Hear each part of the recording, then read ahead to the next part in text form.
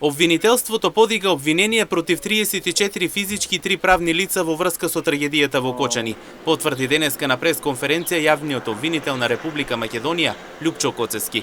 Обвинетите се со сериозни кривични дела поврзани со настанот што ја потресе јавноста.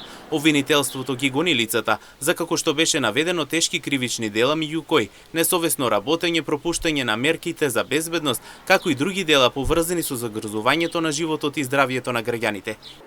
Прво обвинетиот во временскиот период во 2012 година и 2024 година во повеќе наврати преземал градежни дејствија со кои извршил реконструкција со пренамена на објектот при што неконтролирано без стручен надзор вградувал несоодветни материјали.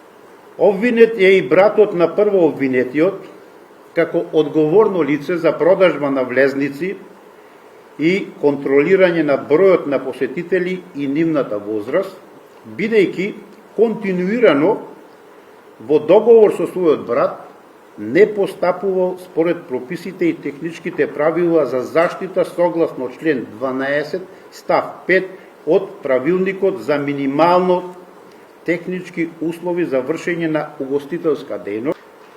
Тројца обвинети во својство на службени лица, овластени градежни инспектори во општина Кочани, во истрага беа 47 плюс 3 правни лица, 3 беа 47, 30 сега са 34 плюс 3 правни. Обвинети се и 5 државни службеници, еден државен секретар и 2 министри, воопшто не постапиле според прописите или техничките прави. Затоа со обвинението се опфатени 4 службени лица, инспектори од Одделението за инспекцијски надзор Штип со градовите Кочани, Свети Николе, Делчево, Берово и Виница. Истовремено постапката е запрена за 11 лица поради немање на докази. Обвинителството утврдило дека овие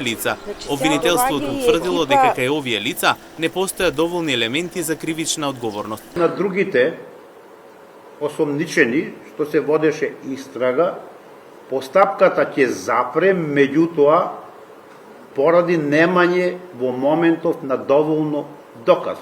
Инаку сега целиот случај се следи во судниците, каде ќе се води едно од најобемните постапки досега во земјава. Јавноста со внимание ќе го следи случајот, додека семејствата на загинатите и повредените чекаат правда.